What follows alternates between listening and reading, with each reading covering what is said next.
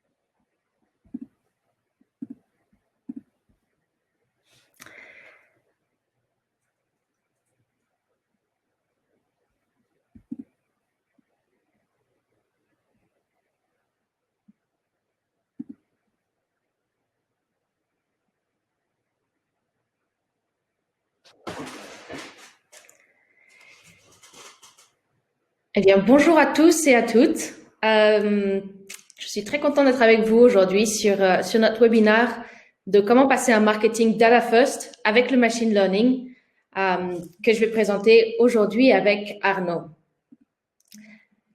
Alors, pour vous en dire un petit peu plus, je suis Gabrielle Cousin. Je suis un Customer Success Manager depuis plus de 2 ans au sein de l'équipe Acquia CDP. Mon rôle est d'accompagner nos clients dans leur implémentation et d'utiliser notre plateforme. Donc, ça prend la forme de partager les bonnes pratiques au sein de notre portefeuille de clients, de conseiller les équipes sur quels aspects de notre outil leur permet d'atteindre quels objectifs au plus vite, et s'assurer qu'on soit on track pour livrer les changements marketing que les équipes veulent voir aboutir. J'ai toujours été passionnée par comment on peut utiliser la data pour prendre des décisions et m'emmener vers le marketing. Je suis très contente de travailler avec notre outil et nos clients tous les jours. Arnaud. Merci Gabrielle. Bonjour à tous, ravi d'être avec vous aujourd'hui aussi. Arnaud Prades, je suis le directeur de l'équipe de Machine Learning pour Acquia Marketing Cloud. En ce qui me concerne, je travaille sur les problématiques de Machine Learning depuis un bon bout de temps, depuis le début de ma carrière, avant même que cela soit considéré aussi cool, entre guillemets, qu'aujourd'hui. J'ai eu l'opportunité d'appliquer le Machine Learning dans des domaines aussi divers que la logistique, le pricing dynamique, le trading algorithmique, et aujourd'hui, dans le domaine de la Customer Intelligence. Notre objectif à Acquia Marketing Cloud, c'est de donner aux marketeurs, à vous, les outils pour mieux comprendre, gérer vos utilisateurs et créer des expériences personnalisées à partir des données. Donc, alors, qui n'a pas entendu cette phrase 87 fois dans les dernières 24 heures? Comprendre vos utilisateurs, créer des expériences personnalisées. On a vraiment l'impression d'entendre toujours la même rengaine. Alors, ce que nous allons tâcher de faire aujourd'hui avec Gabriel, c'est à la fois par un cas d'usage et aussi un peu de théorie, c'est justement d'éclaircir et de rendre concret, vraiment le mot-clé ici est concret, ces concepts qui sont souvent assez brumeux. Gabriel, je te rends la main. Super. Alors, aujourd'hui, on va vous présenter très rapidement qu'est-ce que le marketing cloud et quelle est la place du machine learning à l'intérieur de celui-ci. Un cas concret d'un de nos clients qui a utilisé nos solutions de machine learning pour booster leur vente et leur marge. Et puis ensuite, Arnaud va nous emmener un petit peu plus loin sur nos différents modèles. Alors, Acquia Marketing Cloud. Aujourd'hui, on sait que les marketeurs sont constamment en train de mettre en place une nouvelle technologie. On a tous sur notre bureau un nouvel email provider, un chatbot, une app pour enrichir l'expérience de nos clients. Et donc, on est toujours concentré sur cette ligne finale. Et ça a tendance à nous faire oublier ce qui est vraiment important, qui est à qui nous adressons-nous? Que savons-nous de nos clients? Et que veulent-ils vraiment recevoir de la part de notre marque? L'approche qu'on prend avec le Marketing Cloud est un peu à l'opposé.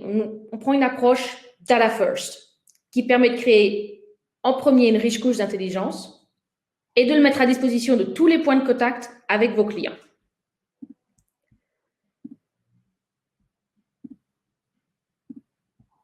Alors, comment on s'y prend avec notre approche Data First? Le cloud, le marketing cloud rassemble les données de tous vos systèmes afin de pouvoir livrer une vue à 360 degrés de vos clients. On utilise ensuite des techniques de machine learning afin de découvrir les intentions de vos clients en examinant leurs actions passées et informer le marketeur de quelles sont ses intentions. Quelle est la meilleure prochaine interaction? Et ça permet aux équipes de faire du marketing prédictif plutôt que d'utiliser des techniques d'essais et d'erreurs jusqu'à trouver la solution optimale. Et les résultats de machine learning sont disponibles à l'ensemble de votre écosystème, qu'il soit dans Acquia Marketing Cloud ou ailleurs. En soi, Gartner a défini le Customer Data Platform comme un système qui unifie les données clients vivant dans différentes applications pour permettre la modélisation et l'optimisation du timing et du message des offres ciblant les clients. Et les offres de machine learning que on a développées sont vraiment alignées avec ce besoin-là.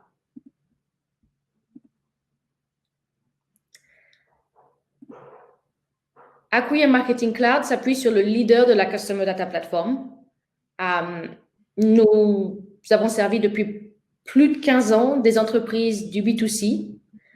Notre architecture est flexible et elle processe tous les jours plus d'1 milliard de profils clients, 5 milliards de transactions, 25 milliards d'events et calcule près de plus d'1 milliard de prédictions de machine learning par jour.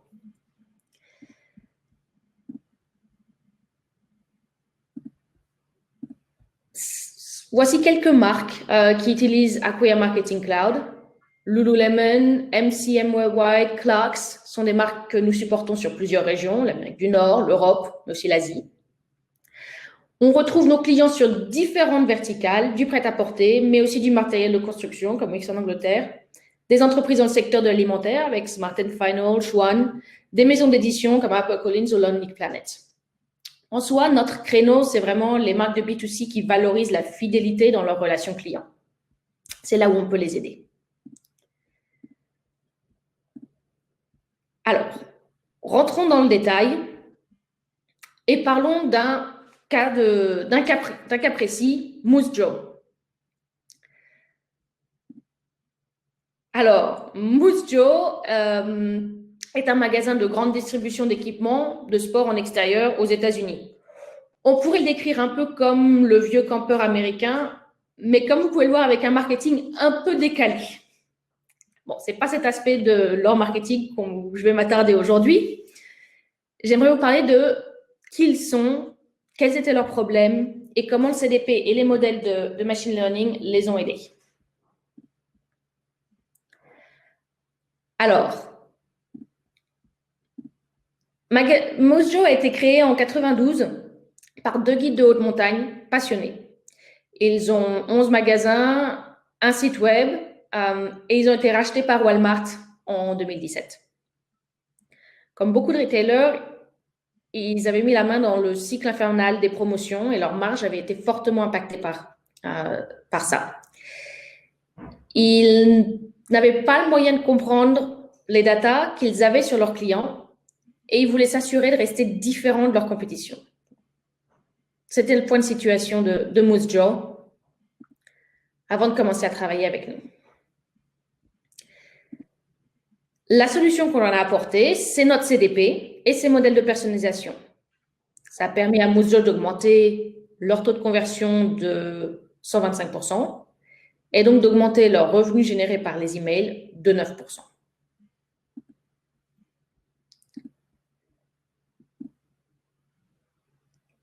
La solution de Moose Jaw, son implémentation était très proche d'une implémentation, je dirais, typique de nos clients, qui est nourrie par les transactions en ligne et en magasin, les interactions de leurs clients avec leurs emails qui proviennent de leur ISP, et enrichie par certaines données de Google Analytics.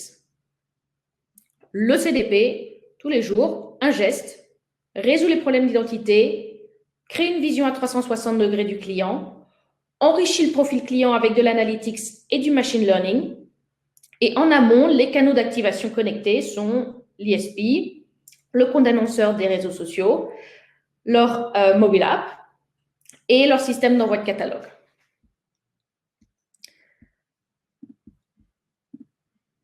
Alors,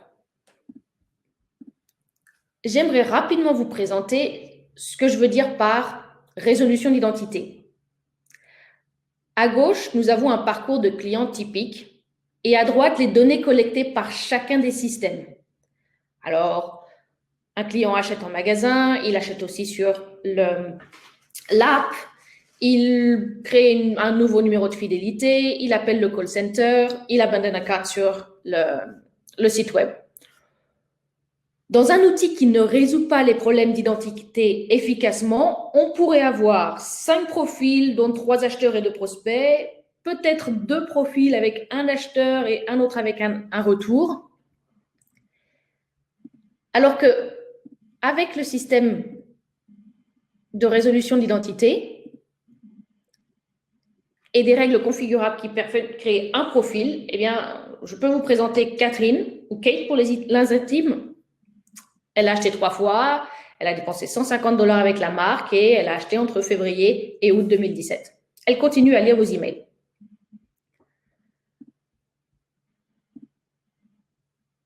Alors, maintenant, il est temps d'enrichir ce profil avec du machine learning. Et voilà ce que la machine nous dit, que Catherine va probablement racheter dans les 30 prochains jours. Elle ne va pas convertir au prix fort. Le meilleur canal où la contacter est son email en début d'après-midi ou en fin d'après-midi le week-end. Nous avons la liste des produits qu'elle est le plus à même d'acheter et on sait qu'elle a une forte affinité pour les produits pour les lèvres. Ce machine learning a été créé sur la base de ce que Catherine a acheté,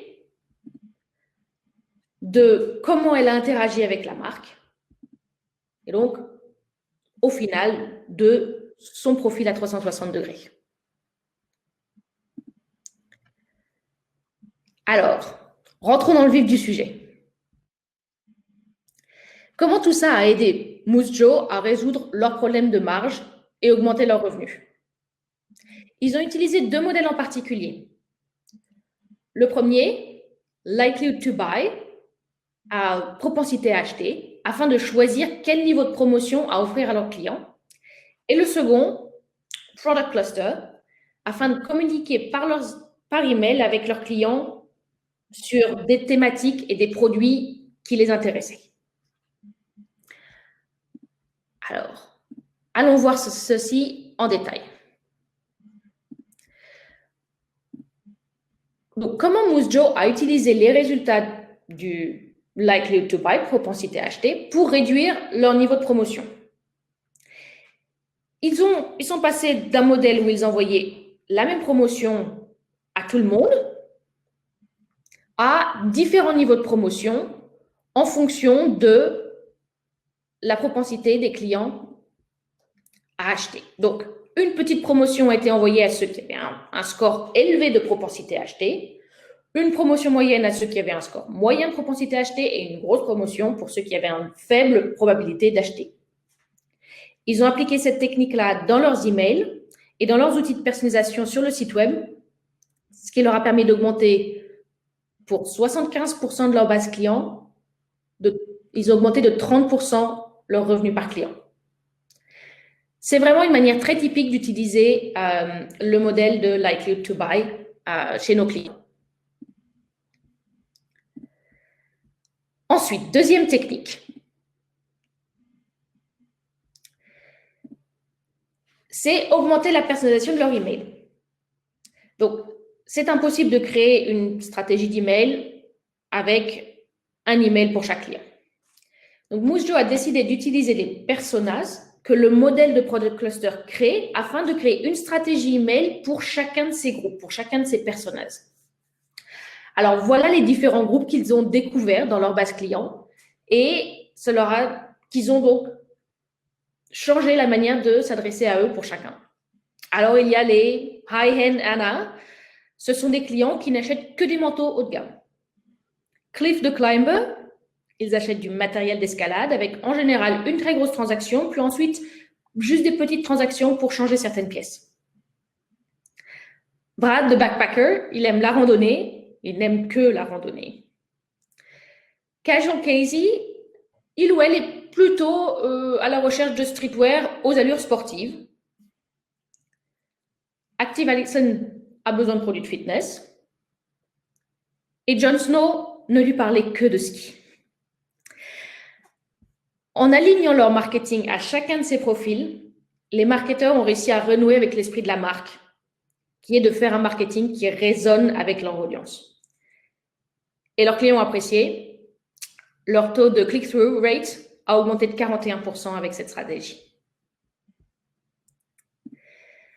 Voilà, alors, maintenant, je passe la main à Arnaud, afin qu'il puisse nous en dire plus sur tout l'ensemble de ces modèles, maintenant que vous avez vu de manière concrète comment un de nos clients les a utilisés. Merci Gabriel. Donc oui, justement, prenons un peu de hauteur, sortons du cas client pour essayer de comprendre quels sont, d'après nous, les modèles, les paramètres, les fonctionnalités à considérer lors d'une stratégie data first aidée par le machine learning. Donc, quelle est notre vision du monde? Notre idée, quand on apporte le machine learning, c'est de créer en fait des différentes familles de modèles prédictifs qui peuvent être configurés pour chacun de vos cas d'usage. Et l'aspect configuration ici est essentiel parce que chaque marketeur va arriver avec ses propres cas d'usage et chaque modèle doit être capable de s'adapter en fonction. Donc, dans notre monde, on a 3 familles de modèles principales.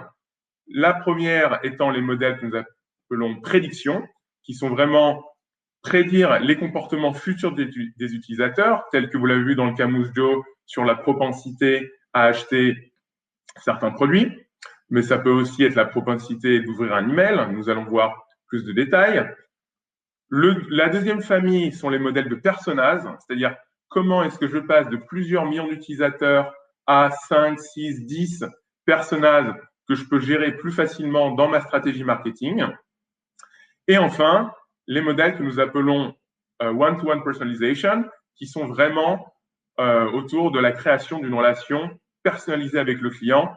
Chaque client va recevoir un contenu qui lui est personnalisé au bon moment, sur le bon canal. Alors, un autre aspect pour nous qui est essentiel, c'est 3 aspects. Donc, le premier, c'est l'échelle. Actuellement, pour vous donner un ordre de grandeur, Acquia Marketing Cloud performe environ 1 milliard de prédictions de machine learning chaque jour sur l'ensemble de nos clients. Donc, cette notion d'échelle, elle est fondamentale pour plusieurs raisons. Alors, la première, c'est que vous avez envie que vos modèles apprennent de l'ensemble des systèmes et non pas juste d'un nombre de données préconfigurées.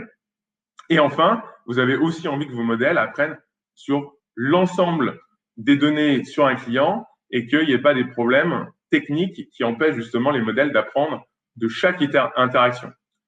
Comme Gabriel l'a expliqué, nos modèles vont apprendre des transactions, mais aussi des événements web, des événements email, des données démographiques. Et donc, si on se passe de certaines de ces informations, logiquement, la performance des modèles sera inférieure. Le deuxième élément à considérer de façon absolument prioritaire, c'est cette notion de configuration. Comment est-ce que je n'ai pas juste un nombre 6, 7, 8 modèles, mais j'ai des familles de modèles, des recettes, si vous voulez, qui puissent être configurées pour chaque cas d'usage. Parce que chaque marketeur va arriver avec ce modèle-là, je vais exclure telle catégorie de clients, je veux inclure telle géographie, je veux aussi inclure telle source de données, mais par contre, je ne veux pas inclure cette autre source de données. Donc, ce que nous appelons configuration first. Et enfin, et je pense que ça rappelle probablement des mauvais souvenirs à certains d'entre vous, c'est cette notion de transparence. Avec le machine learning, souvent, il y a cet effet black box qui fait que les modèles ne sont pas compréhensibles et donc le marketeur et vos équipes perdent confiance ou n'ont tout simplement même pas confiance depuis le premier jour sur les prédictions des modèles.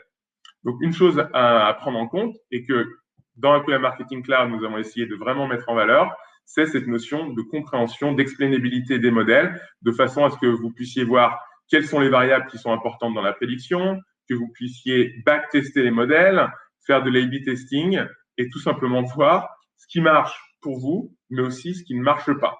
Et parfois, les modèles, dans certaines situations, ne marchent pas. Et c'est les informations que nous essayons de rendre compte dans l'application.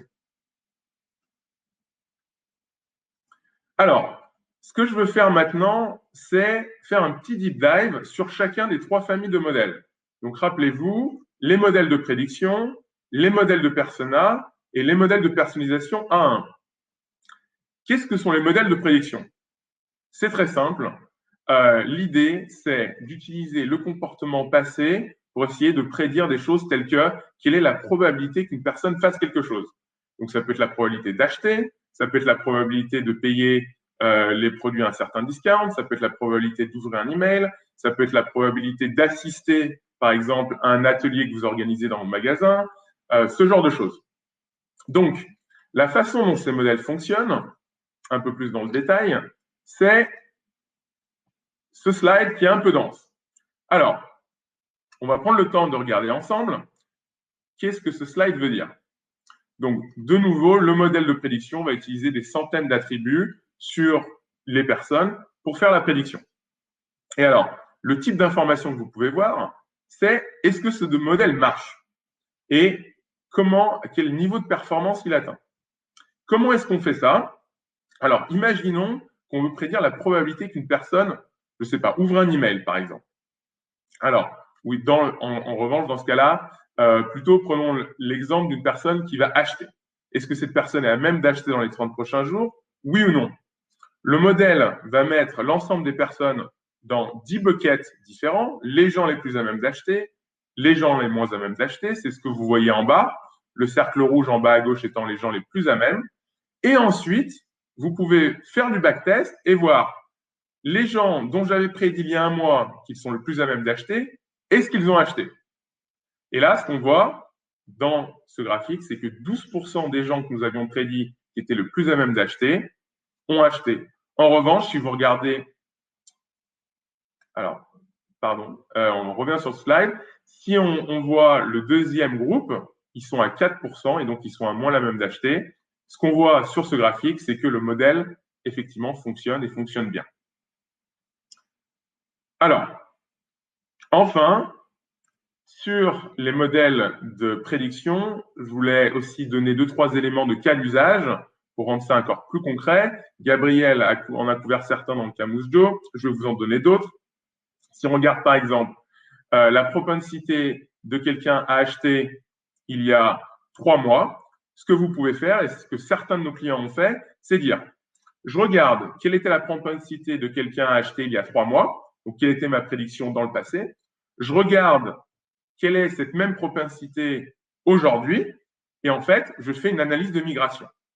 Et si j'ai des clients qui sont VIP, qui sont en downtrend, en fait, qui étaient très à même d'acheter il y a 3 mois et qui maintenant ne sont pas à même d'acheter, j'ai un système d'alerte que je mets en place et donc ensuite je mets des modèles je mets des process de mitigation, soit des emails, soit appeler les gens, soit envoyer des SMS, typiquement pour maximiser la rétention des profils VIP. Ça, c'est un cas d'usage. Un autre cas d'usage, c'est par exemple la propensité à acheter full price, donc sans discount. Si vous voulez maximiser votre marge, c'est un modèle que vous pouvez utiliser et faire un peu ce gradient de discount dont Gabriel parlait. Un autre modèle, Predictive Lifetime Value, bien connu des marketeurs, nous prédisons la quantité de revenus ou la marge qu'une personne va générer sur sa vie en tant que client. Et donc, vous pouvez justement avoir des stratégies aussi d'optimisation de la marge et surtout des stratégies d'optimisation du ROI. Surtout si vous avez des canaux de distribution qui sont assez chers. Alors, ça, c'était les modèles de prédiction. Passons un petit peu aux modèles de personnage. Les modèles de personnage, c'est très simple. De nouveau, c'est comment je passe de 10 millions de profils à 5 ou 10 de façon à faciliter la gestion. Donc, c'est tout simplement fait de la segmentation intelligente. On passe de la façon traditionnelle de segmenter, qui était du RFM ou des choses assez déterministes, à on donne le pouvoir, on donne à la machine la capacité de créer des segments intelligents, optimaux. Et donc là, comme vous voyez à l'écran, par exemple, quelque chose que vous pouvez voir dans l'application, la machine va déterminer X segments optimaux et va vous dire, voilà, moi je pense que le nombre de segments optimal, c'est 5. Et en plus, vous avez aussi la capacité d'avoir des détails sur les segments qui sont ce que nous appelons la notion d'ADN, dire que quelles sont les variables les plus importantes qui définissent chaque segment en fonction des autres. Et là, la chose importante à noter, c'est que le marketeur est dans la loupe. Alors que vous voyez à droite, la machine fait une suggestion du nombre de segments.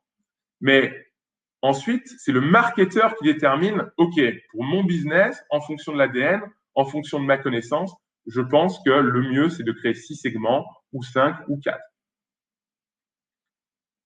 Donc voilà, j'insiste de nouveau sur cette notion de marketeur in the loop. Enfin,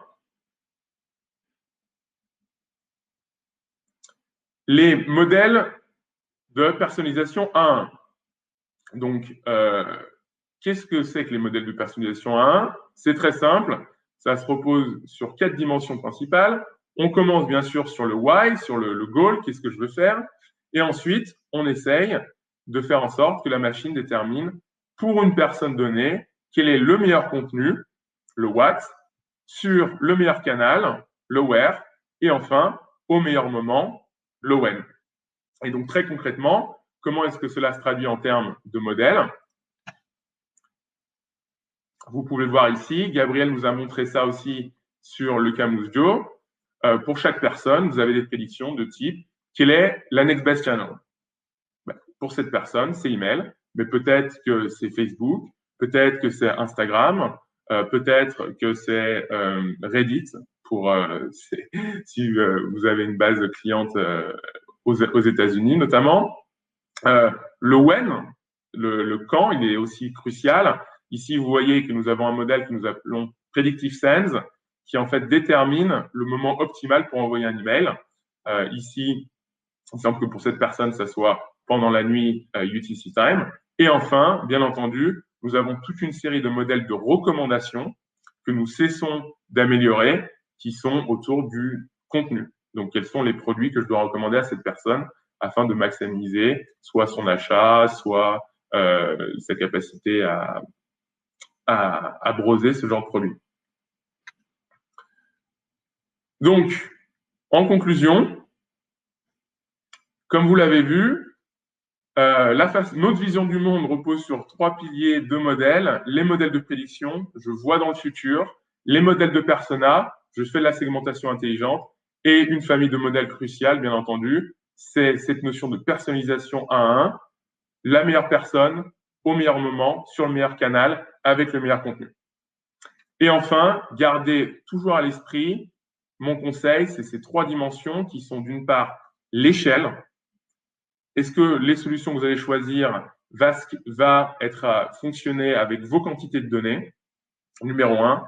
Numéro 2, cette notion de configurabilité, de flexibilité, tout simplement. Est-ce que ce que vous recevez, c'est juste une boîte en béton qui n'évoluera pas, ou c'est quelque chose qui peut être ajusté à vos cas d'usage? Et enfin, cette notion de transparence. Comment est-ce que j'évite le syndrome de black box?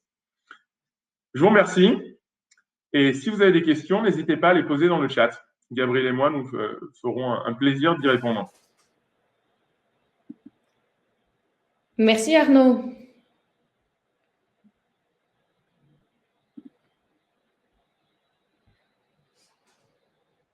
Alors, Gabriel, je vois qu'il y a des questions dans le chat. La première de Romain sur le Camus Joe. Parfait. Alors, dans le Camus Joe, comment le montant de la promotion a-t-il été défini afin de s'assurer que l'acquisition avec une faible propensité à l'acheter et donc bénéficiant d'une plus forte promotion reste rentable à acquérir? C'est une très bonne question. Alors, dans le cas Mouzjo, ils ont utilisé cette propensité à acheter, donc plutôt dans le sens inverse, c'est-à-dire une forte propensité à acheter emmènerait vers une faible promotion, mais en soi, la question est toujours valide. Donc, ça, donc, quelle est l'offre qui est juste pour chacun des groupes a été définie avec de l'A/B testing pour comprendre quelle était la mesure de la promotion qu'il fallait offrir pour que ce groupe-là achète. Et ensuite, bon, la question de marge avait été calculée avant ça avec une marge moyenne sur leurs différents catalogues de produits. Donc, est-ce que ça répond à votre question, Romain? Alors, Gabriel, si je vais me permettre de rajouter un petit peu sur cette question-là. Sur la notion de rentabilité, souvent un modèle qui est intéressant, ça va être le modèle de Predictive Lifetime Value, qui peut aussi se transformer en configuration en Predictive Margin, et donc justement qui va vous aider à déterminer, d'après l'ensemble des informations que nous avons à disposition sur ce profil, quelle est la marge, entre guillemets, qu'on pourrait dégager sur ce client-là. Et ensuite, si vous combinez ce modèle et qu'ensuite, vous le combinez typiquement avec un modèle de likely to buy sur une personne qui a apparemment une grosse marge et une faible propensité à acheter, là, la question se pose, est-ce que oui ou non je veux investir sur ce client-là? En revanche, imaginons que la personne elle a une faible predictive margin value et une faible propensité à acheter, là, c'est souvent un calcul perdant. Et donc, en fait, ce que je veux dire, c'est qu'il ne faut pas juste envisager les modèles un à un, mais il faut aussi combiner les modèles entre eux et aussi voir les combiner avec des indicateurs très simples. Parce que le machine learning aussi prend toute sa place quand il est combiné avec des stratégies des stratégies de data et d'analytics de base. Super. Alors, je vois une autre question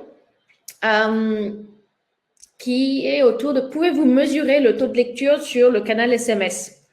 Alors, de manière générale, on a des clients qui utilisent de la communication via SMS et ils intègrent ces données-là dans le CDP, ce qui permet de pouvoir lire un taux de lecture et aussi, je dirais pour aller même plus loin, de comprendre les personnes qui ont reçu un SMS, quels ont été les produits qu'ils ont achetés, quelles promotions ils ont utilisées. Donc, on va un peu plus loin sur le taux de lecture, mais aussi qu'est-ce qu'ils ont acheté ou quelle interaction qu'ils ont eue après. C'est tout à fait possible.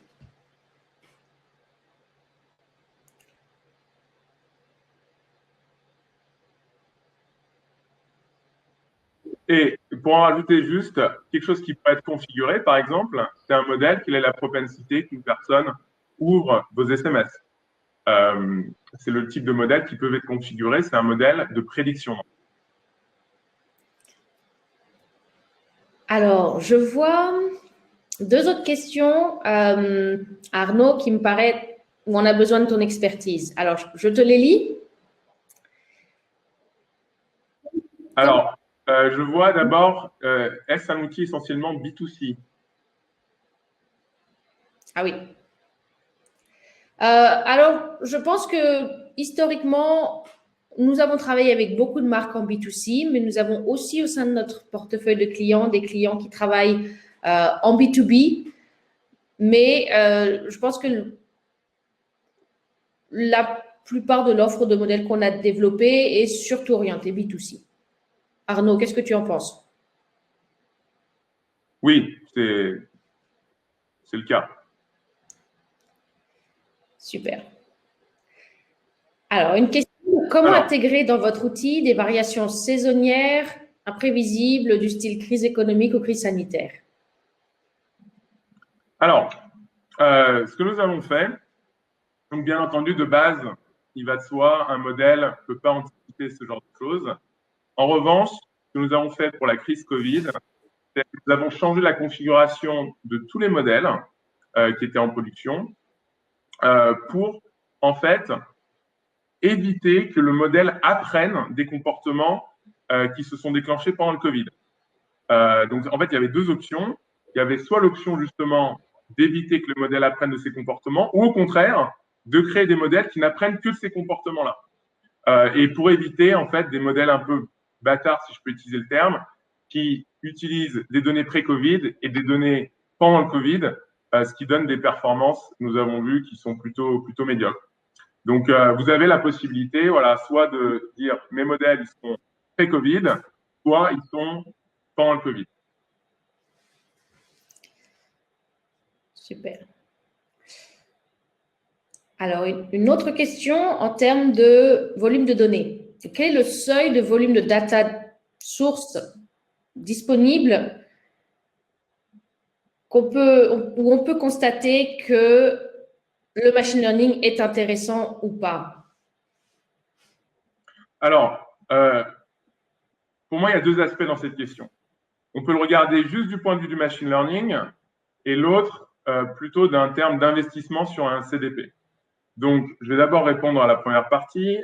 Si on regarde juste combien de data il me faut pour que mes modèles puissent intéressants et puissent apprendre, alors, bon, c'est une question un peu compliquée souvent qui doit être traitée au cas par cas, mais c'est vrai que si on est en dessous de 10 000 utilisateurs, ça va être compliqué d'avoir des résultats qui sont intéressants. Le modèle va apprendre, mais l'intérêt du machine learning aussi, c'est justement comment est-ce qu'on crée des relations 1 à 1 lorsqu'on n'a pas 10, 100, 1000 clients, mais qu'on en a 100 000, 1 million, 10 millions, 100 millions, comme c'est le cas de certains de nos clients. Donc ça, c'est sur la première partie. Ensuite, il y a la deuxième partie qui est, de façon un peu globale, il faut se poser la question, une CDP, ce n'est pas seulement du machine learning. Et il y a un coût d'investissement sur un CDP, il y a des calculs de retour sur investissement. Là aussi, il faut avoir une certaine taille. Là, je vous renverrai vers l'équipe de sales pour voir si, oui ou non, ça peut s'appliquer à votre marque. Je vais vous donner une anecdote qui nous avait fait beaucoup rire. Il y a quelques années, c'était à New York sur le NRF, il y avait quelqu'un qui était venu voir notre CEO de l'époque, Homer, en disant, voilà, je suis très intéressé par votre produit. La discussion continue. La personne dit, j'ai 3 boutiques de costumes dans New York. Bon, typiquement, à ce genre d'échelle-là, ça ne vaut pas la peine d'investir dans un CDP, un investissement perdu. En revanche, sur des volumes importants de données, là, ça peut être intéressant.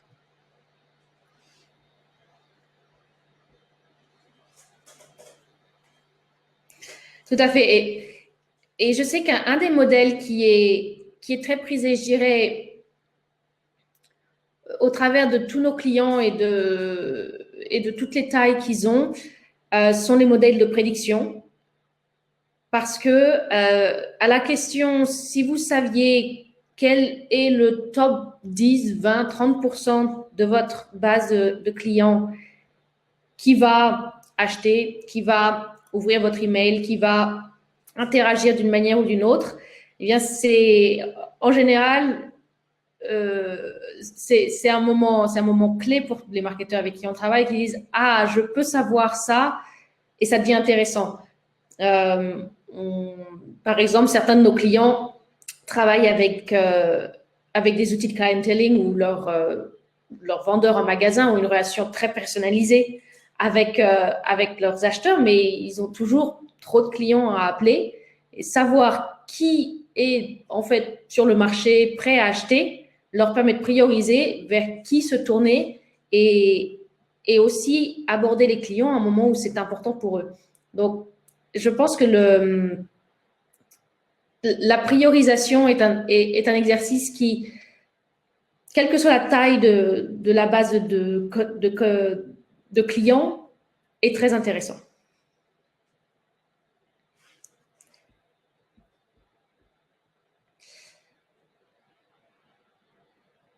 Alors, je regarde dans le chat si nous avons d'autres questions que nous n'avons pas encore traitées.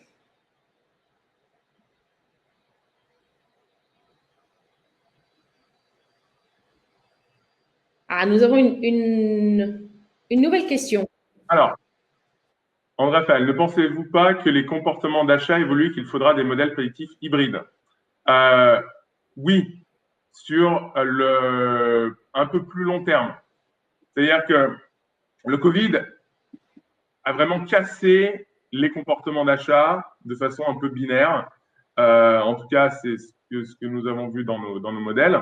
Donc, notre première réaction, ça a été de dire, option 1, soit on garde des modèles qui sont pré-Covid.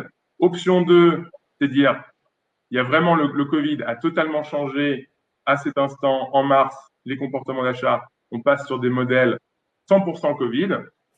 Et au fur et à mesure que le temps va passer, là, oui, les modèles un peu hybrides qui prennent en compte en fait, le côté un peu relaxé de la situation, c'est-à-dire le steady state dans lequel on est, le point d'équilibre, voilà, c'était le mot que je cherchais. Là, on est en train d'atteindre un point d'équilibre sur les comportements d'achat et on veut que nos modèles apprennent de ce point d'équilibre et non pas des vagues qu'il y a eu avant.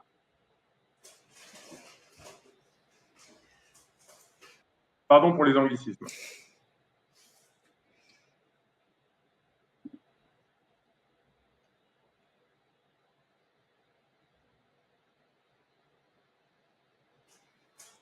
Il y a une autre question.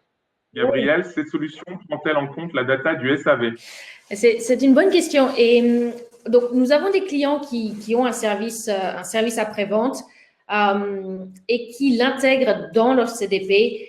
Donc, ça peut prendre la forme des réparations, ça peut prendre la forme d'un enregistrement de garantie. Et cet aspect-là est très important parce que ça permet en général à des clients qui sont constructeurs, qui sont une marque, qui vendent leurs produits par des canaux qui leur sont propres, un site web, des magasins, mais aussi qui le vendent au travers d'un plus large réseau de distribution, d'obtenir des informations sur ces clients qui ne sont pas directs avec eux, en les invitant à enregistrer leurs produits en garantie. Ça leur permet de savoir qui ils sont, de pouvoir leur envoyer du marketing qui soit lié aux produits qu'ils ont achetés. Pour les aspects de réparation aussi. Donc, c'est très souvent une donnée ajoutée. Je dirais, il faut le regarder tout aussi bien pour les gens qui achètent dans vos réseaux de distribution, mais de manière encore plus importante pour tous les gens qui achètent dans d'autres réseaux de distribution et dont c'est votre seul moyen d'obtenir en fait des informations sur ses clients et de pouvoir leur marketer par la suite des produits qui sont relevants ou alors des conseils aussi.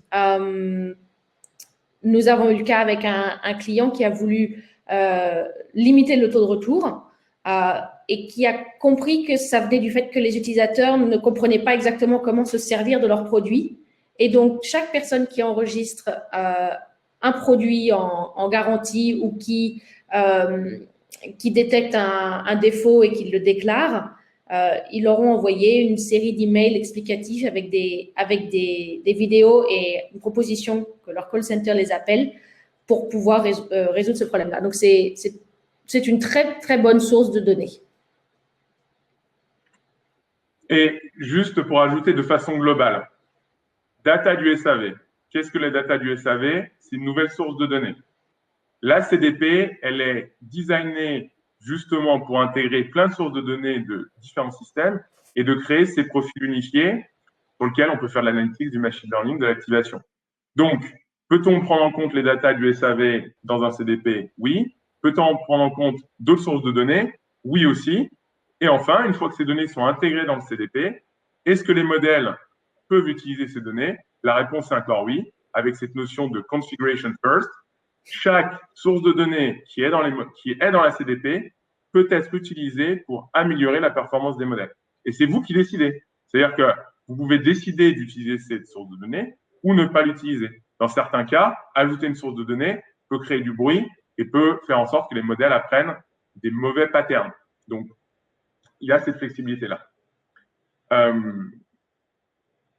je vois une autre question, Gabriel. Donc, 5 ans, 10 ans, 15 ans, quel historique des data faut-il pour avoir des modèles prédictifs pertinents et performants? Alors, ça va dépendre du modèle. Un peu la règle de base, c'est si je veux regarder loin devant, il faut souvent que je regarde loin derrière. Donc, des modèles typiquement Predictive Lifetime Value, là, il va falloir, on veut regarder loin devant, mais il faut regarder loin derrière. Voilà, 3, 4 ans, 5 ans de données, c'est souvent bien. Après, ça va dépendre aussi de votre business, c'est-à-dire quels sont les cycles d'achat. Si les gens achètent tous les 4 ans, de base, il faudra regarder très loin derrière. Si maintenant les gens achètent tous les mois, c'est différent. Donc ça, c'est sûr. Donc il y a plusieurs choses à prendre en compte. Premièrement, je regarde loin devant, je regarde loin derrière. Deuxièmement, ça dépend de votre business. Et troisièmement, ça dépend du modèle. C'est-à-dire que si c'est des modèles de transaction, je vais essayer de prédire des comportements de transaction. Il faut souvent plus de données que si je veux prédire des comportements de type web ou de type email. Parce que de nouveau, les cycles d'interaction sont beaucoup plus courts. Donc voilà les 3 paramètres à prendre en compte d'après moi.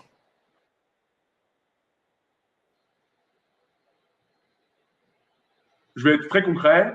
Typiquement, pour un modèle de likely to buy, on va prendre 3 ans de données. Pour un modèle de predictive lifetime value, ça va être plutôt autour de 5 ans de base.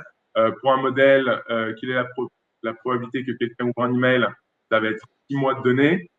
Donc, vous voyez, on adapte, entre guillemets, les fenêtres de données en fonction de ces 3 paramètres que j'ai évoqués.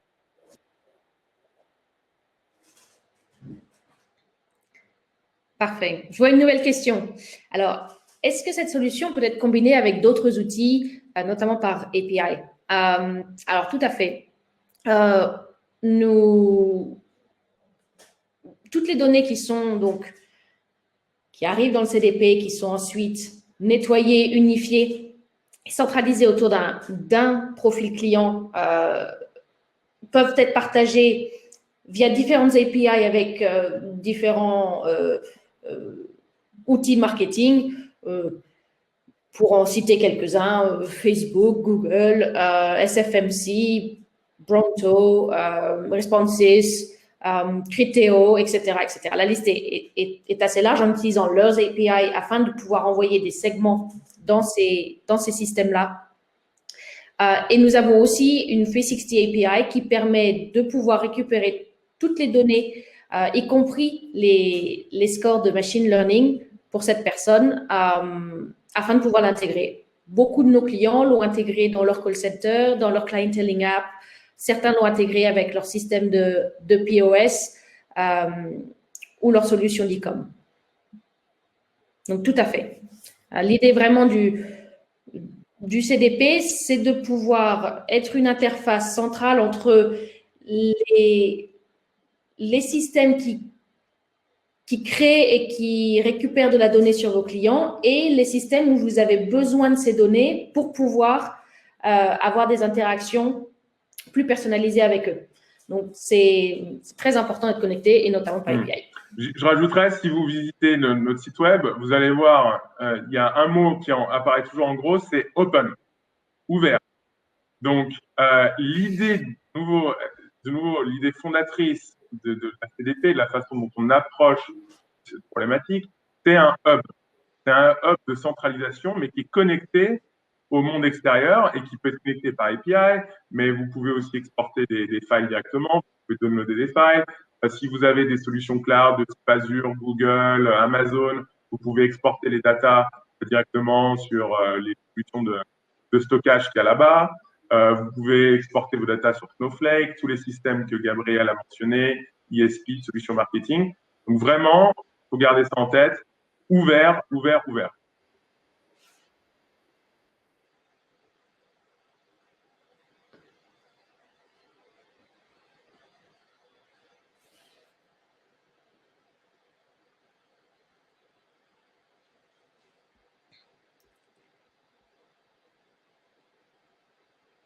Alors, je ne vois pas de nouvelles questions. Ah, un grand merci, c'est avec plaisir. C'est vraiment un plaisir de pouvoir échanger autour de vos questions.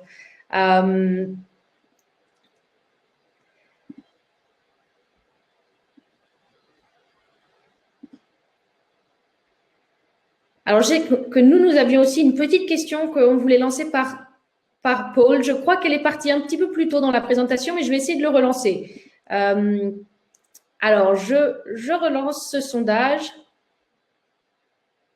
Et si vous avez envie de laisser vos informations, je pense que le résultat va s'afficher pour tout le monde. Gabriel, je vois une question de Jean-Michel pour toi. Ah.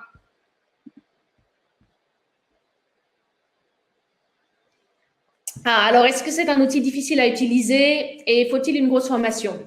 Alors, le CDP n'est pas une solution difficile à utiliser parce qu'il a vraiment été pensé avec une interface drag and drop qui permet donc d'avoir des marketeurs qui n'ont pas de background technique de pouvoir s'en servir.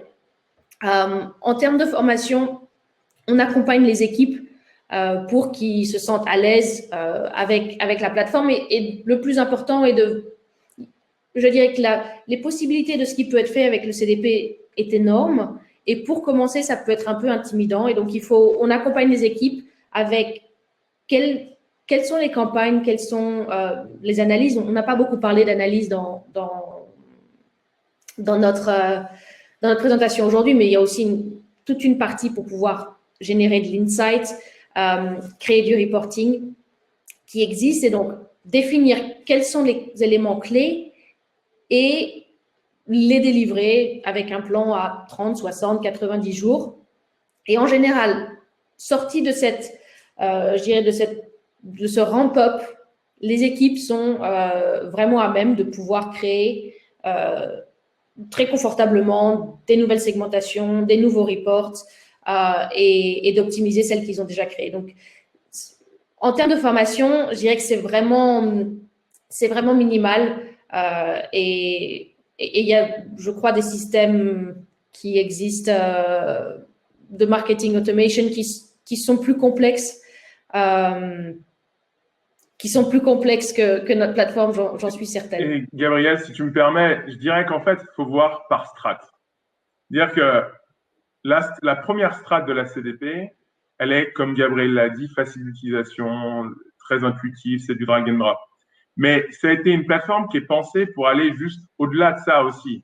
C'est-à-dire qu'il y a si vous voulez faire de l'intégration API dans, je sais pas, votre clienteling app et que vous voulez streamer les datas d'un système à l'autre, alors là, oui, c'est faisable, justement, autour de ce concept ouvert. Après, c'est pas des choses qui peuvent être faites comme ça avec un drag and drop.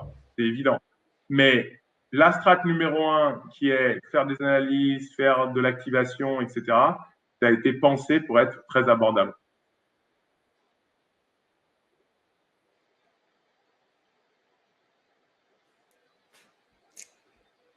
Tout à fait. Alors, je vois les résultats de notre sondage. Alors, on a 25% des personnes qui ont répondu qui utilisent des systèmes de personas ou clusters, 25% de personnalisation, de recommandations en one-to-one, et puis 50% qui n'utilisent pas de machine learning aujourd'hui. C'est très intéressant pour moi de le voir. Je pense que quand je regarde les clients que je suis, je m'attendais à voir un petit peu dans le secteur de likelihood et un petit peu aussi dans les lookalikes. Donc, c'est très intéressant. Après, on a 4 votes.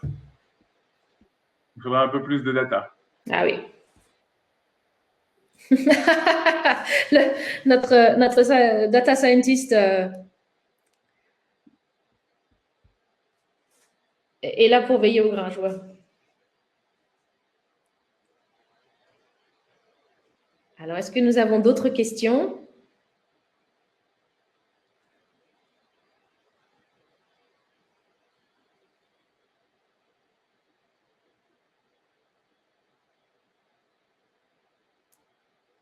Et je crois que nous avons répondu à toutes les questions qui ont été posées. C'était vraiment un plaisir de faire ce webinaire avec vous. N'hésitez pas à nous contacter si vous avez d'autres questions. C'était un plaisir d'échanger avec vous. Merci à tous. Merci à tous et bonne journée. Au revoir.